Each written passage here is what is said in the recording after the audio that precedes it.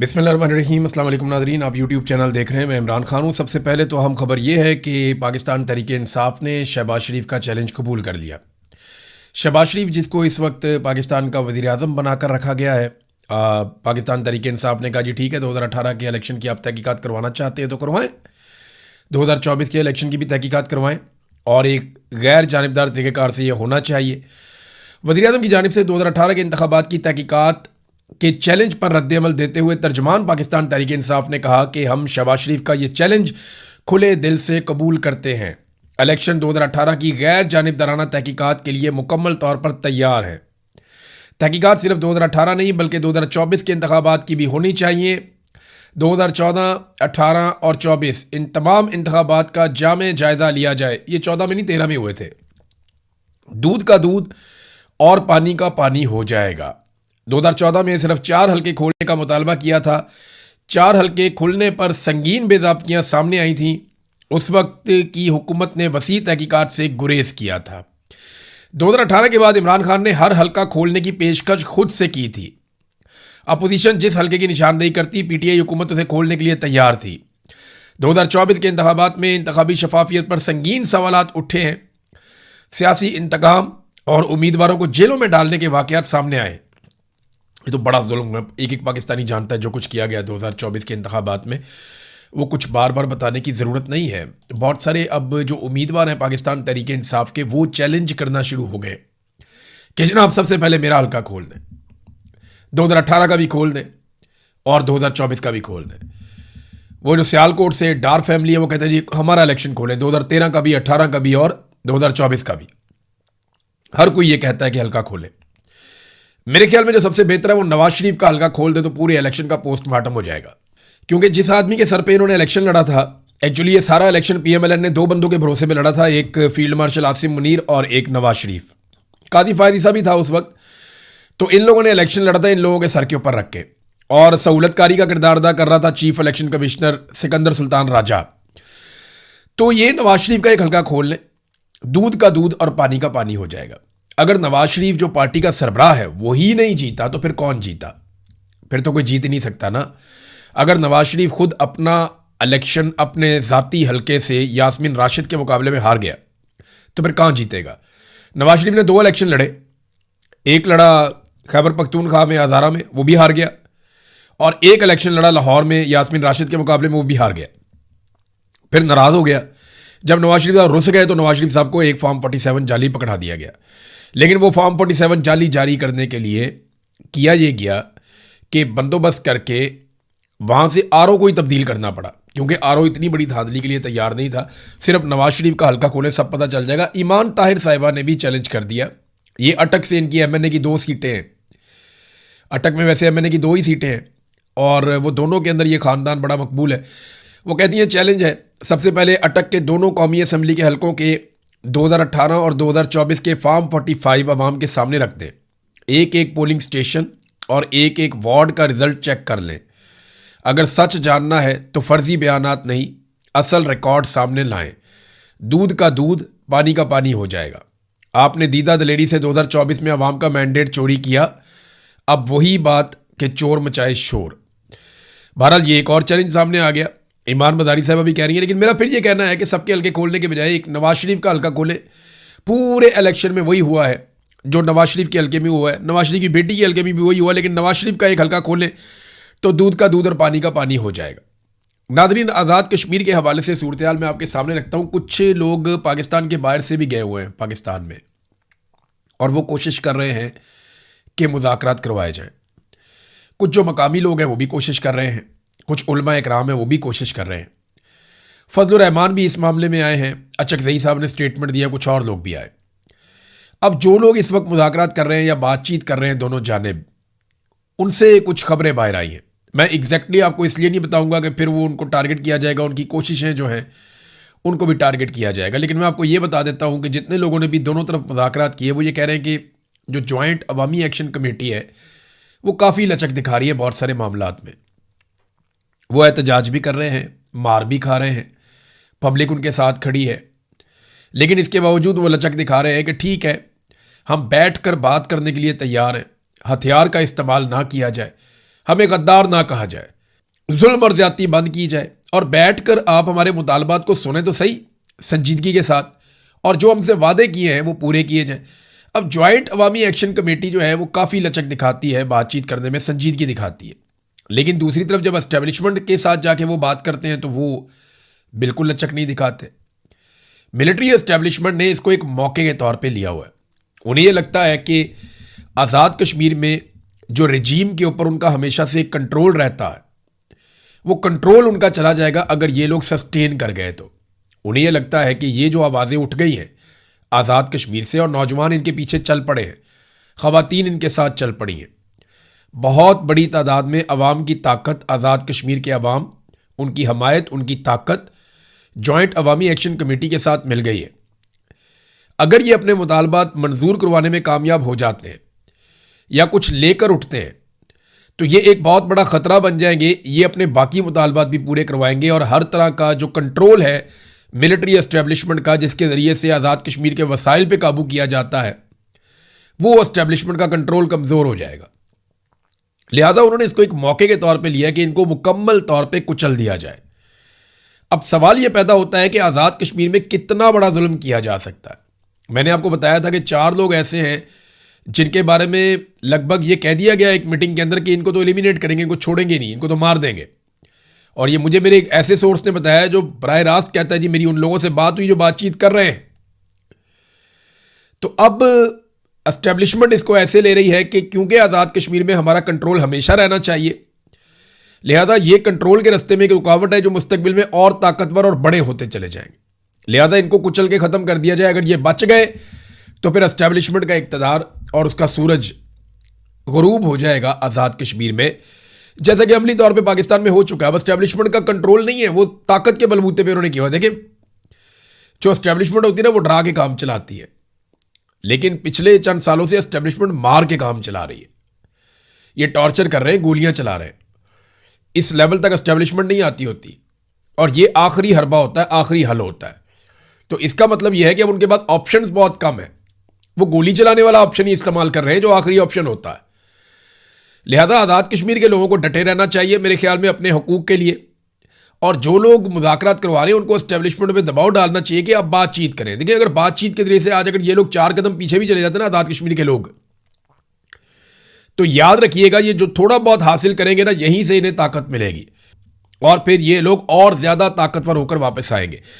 लेकिन एक चीज़ ऐसी हो रही है नादरीन जो इंतहाई अफसोसनाक है, बहुत तकलीफ देती है। देखिए आज़ाद कश्मीर से पानी आता है, बहुत सारी चीज़ें वहाँ से आती हैं, इसी तरह नीचे से गंदम जाती है। अब मैं कुछ वीडियोस देख रहा था, वहाँ पे नौजवान वीडियोस बना बना कर लगा रहे हैं, मुझे मेरे मोबाइल फ़ोन पे भी भेजी, मैंने वो देखी वीडियोस।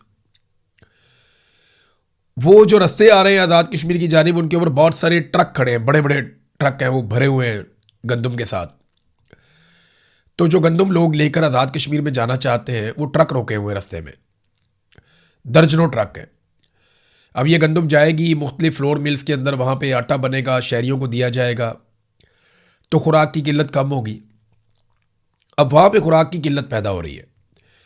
बहुत सारी खाने पीने की चीज़ें जो है वो शहरी या मैदानी इलाकों से उधर पहाड़ों की तरफ जाती हैं, चाहे वो गिलगित बल्तिस्तान है, चाहे वो आज़ाद कश्मीर है। इसी तरह वहाँ से बहुत सारी चीज़ें नीचे आती हैं, जिनमें सबसे अहम जो चीज़ है वो पानी है, बिजली है, वो वहाँ से आती है। अब ये इंतहाई बदकिस्मती है पाकिस्तान की कि जो पहाड़ों पे बैठे हुए लोग हैं जब वो अपने मुतालबे के लिए निकले हैं, देखिए जो लोग सड़कों पे हैं वो अब 5% होंगे, बाकी सारे लोग तो सड़कों पे नहीं आते ना। हर घर में से एक आधा आदमी निकलता है, या हर मोहल्ले में से वो 2-4 बंदों को डिप्यूट करते हैं, ये 4-5 बंदे जाएंगे एहतजाज में, हमारी नुमाइंदगी हो जाएगी। सारे के सारे लोग तो नहीं आते। अब वो जो लोग जो अपने घरों के अंदर हैं, वो जो लोग वहाँ पे रहते हैं, जो बच्चे हैं, बड़े हैं, बुजुर्ग हैं, उनका क्या कसूर है कि उनको खाना पीना नहीं मिल रहा। तो गंदम के ट्रक रोके हुए हैं, बहुत अफसोसनाक बात है। इससे पहले बीबीसी ने एक रिपोर्ट में बताया कि लोग शिकायत करते हैं कि अद्वियात और खुराक जो आप लेकर जा रहे हैं आज़ाद कश्मीर में पहाड़ों की जानिब, रास्ते में सिक्योरिटी फोर्सेस उन्हें ज़ाया करवाती हैं। वो कहते हैं जी खुराक और अद्वियात ये 2 चीज़ें आप ज़ाया कर दें, ये आप आज़ाद कश्मीर में नहीं ले जा सकते। ये कितने अफसोस की बात है, ये दुख की बात है। उनकी सप्लाई बंद नहीं करनी चाहिए थी। ये सप्लाई बंद करके इन्होंने वो किया कि इसका जवाब ये कभी नहीं दे पाएंगे। कल को ये कहे कि हमने तो नहीं बंद की थी, वो तो लोगों ने बंद कर दी थी, वो तो सिक्योरिटी का रीज़न था, ट्रक लूटे जा सकते, ये बहुत 100 कहानियां सुनाएंगे, लेकिन वहां पे इस तरह कुछ भी नहीं है। हमने नहीं देखा। वो पुरअमन लोग हैं, पुरअमन तरीके से अपना एहतजाज का हक इस्तेमाल कर रहे हैं। एक पेशन गोई की नाज़रीन सुहेल अफरीदी ने, बड़ी अजीब पेशन गोई की है। अब कुछ कहा नहीं जा सकता, लेकिन वो ये कहते हैं कि मैं पेशन गोई करता हूं कि अगला बजट शहबाज हुकूमत पेश नहीं करेगी। यानी उन्हें लगता है कि शहबाज शरीफ की हुकूमत अगले साल नहीं होगी, वो हुकूमत ख़त्म हो जाएगी।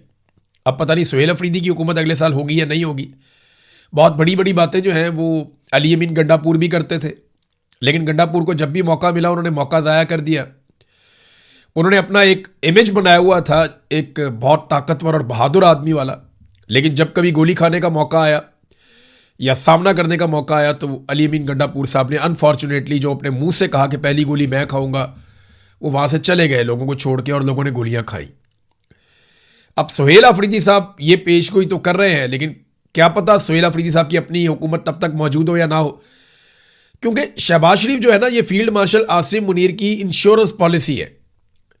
फील्ड मार्शल को इतना वफादार वजीर आजम नहीं मिलेगा, इतना अच्छा अर्दली उसे कभी नहीं मिलेगा फील्ड मार्शल को।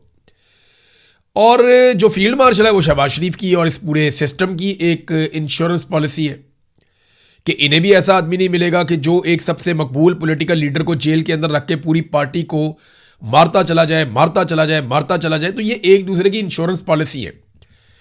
अगर तो सुहेल अफरीदी के पास ऐसा कोई आइडिया है कि ये आपस में लड़ने वाले हैं या ऐसा कुछ है कि इनका खात्मा होने वाला है, तो फिर तो वो पेशगोई कर सकते हैं, वरना मुझे नहीं लगता। या हो सकता है सुहेल अफरीदी के पास कोई ऐसा आइडिया हो कि बहुत बड़ी एहतजाजी तहरीक वो खड़ी करने जा रहे हो, मुमकिन है, लेकिन अभी कुछ कह नहीं सकते। नाज़रीन, पाकिस्तान तहरीक इंसाफ ने एक अच्छा काम तो किया बलूचिस्तान में।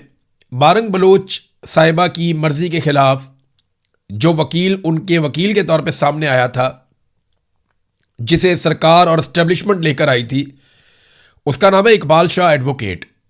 ये पाकिस्तान तहरीक इंसाफ का लॉयर्स विंग का सदर था बलूचिस्तान का पहले। तो तहरीक इंसाफ ने इसे डिसोन कर दिया है, बाकायदा इस पर स्टेटमेंट जारी किया। इलेक्ट्रॉनिक और प्रिंट और सोशल मीडिया एक्टिविस्ट को इतला दी जाती है कि इकबाल शाह एडवोकेट को पीटीआई से फारिग कर दिया गया है, लिहाजा इसके नाम के साथ पीटीआई का नाम ना लिखा जाए। पीटीआई के ओहदेदारान, मेंबरान, कारकुनान और सोशल मीडिया ग्रुप्स के एडमिन इकबाल शाह एडवोकेट को तमाम ग्रुप से फौरी तौर पे रिमूव करें। यानी जिस जिस जगह पे ये मौजूद है, किसी व्हाट्सएप ग्रुप में, किसी और जगह पे, जहां जहां ये शामिल होता है पाकिस्तान तहरीक इंसाफ के फैसलों में और दीगर चीज़ों में, इस आदमी को फ़ौरन निकाला जाए। क्योंकि इमरान खान साहब ने मारंग बलोच और बलूचिस्तान के अवाम के हकूक़ के साथ खड़े होने का कहा था, और जब उन पर मुश्किल वक्त आया तो किसी और वकील ने अपने आप को पेश नहीं किया, ये इस वकील ने अपने आप को पेश किया। लिहाजा पाकिस्तान तहरीक इंसाफ ने इसे डिसोन कर दिया, इसको बाहर निकाल दिया। नाज़रीन, आलमी मंडी में तेल जो है वो अब टके टोकरी हो गया है, लगातार उसकी कीमतें नीचे आ रही हैं, लेकिन अवाम को उसका बेनिफिट नहीं मिल रहा। नाज़रीन, इस वक्त जो तेल की कीमतें हैं वो जंग शुरू होने से पहले जो तेल की कीमतें थी उससे भी नीचे आ गई। यानी आप यहां से अंदाज़ा करें कि कितना बड़ा एक डेंट पड़ा है तेल की कीमतों को। यानी जब जंग शुरू हुई थी उस वक्त जो तेल की कीमतें थीं उससे भी नीचे आ गई। लेकिन पूरी दुनिया में तेल की कीमतें ऐसे नहीं बढ़ाई गई जैसे पाकिस्तान में बढ़ाई गई। ना अमेरिका में, ना ईरान में, ना गल्फ़ में, ना हमारे हमसाये ममालिक में, ना इंडिया ने, ना बांग्लादेश ने, ना श्रीलंका ने, किसी ने ऐसा नहीं किया जो पाकिस्तानी अवाम के साथ शहबाज शरीफ ने और आसिम मुनीर साहब ने किया तेल की कीमतों में।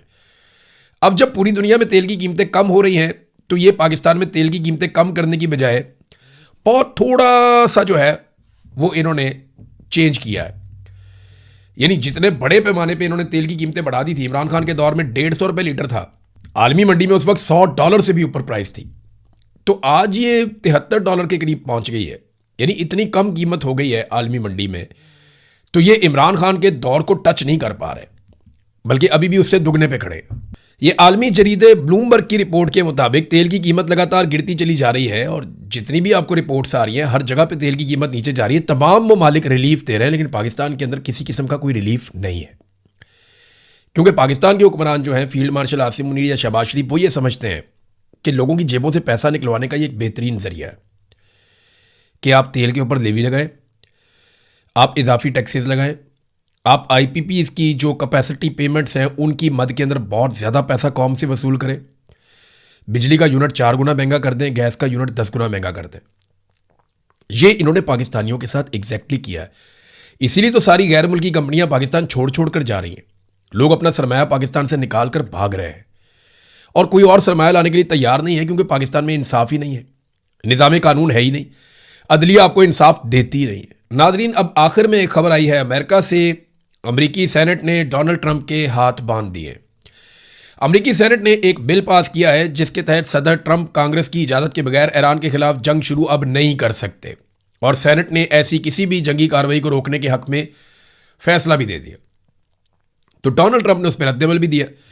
ट्रंप ने कहा कि उन्होंने ईरान को इस हद तक दबाव में ले लिया था कि वो घुटने टेक दे और किसी भी शर्त पर राजी होने के लिए तैयार हो चुका था वो, और बरसों बाद ईरान अमरीकी सदर का रोब मान रहा था, लेकिन सेनेट ने गलत वक्त पर जंगी इख्तियारात को महदूद करने की वोटिंग करा के दुश्मन को यह तासुर दिया कि अमरीकी हुकूमत सदर के फैसलों के साथ नहीं है।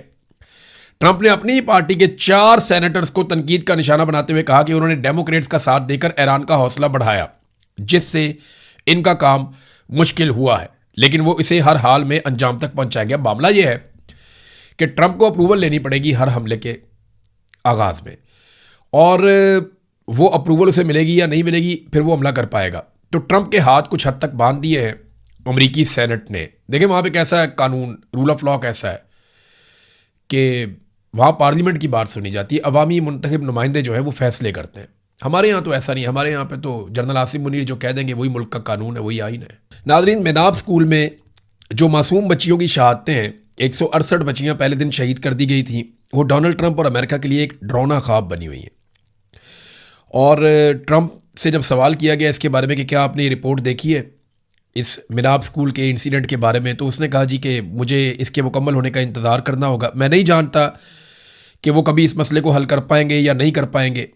तो डोनाल्ड ट्रंप जो है ना वो इससे भागता रहा, उससे सवालात किए गए लेकिन वो इससे भागता रहा, और डोनाल्ड ट्रंप ये कहना चाहता है कि वो मिसाइल हमारा नहीं था जो जाकर मेनाब स्कूल के अंदर गिरा। उसने कहा जी हवा में बहुत सारे मिसाइल थे, ये था वो था, लेकिन ईरान ने यह साबित किया था कि ये जो मिसाइल है ये अमेरिकन मिसाइल हैं, और शुरू में अमेरिका की जानिब से इसका बाकायदा एतराफ़ किया गया था कि मिसाइल अमेरिका की जानिब से चला था जो आकर मेनाब स्कूल पे गिरा। अब ये एक बहुत बड़ा जंगी जुर्म है, यहाँ पे डोनाल्ड ट्रंप को जो है वो जवाब आज नहीं तो कल देना तो पड़ेगा। अब तक के लिए इतने, अपना ख्याल रखिएगा, अपने इस चैनल का भी। अल्लाह हाफ़िज़।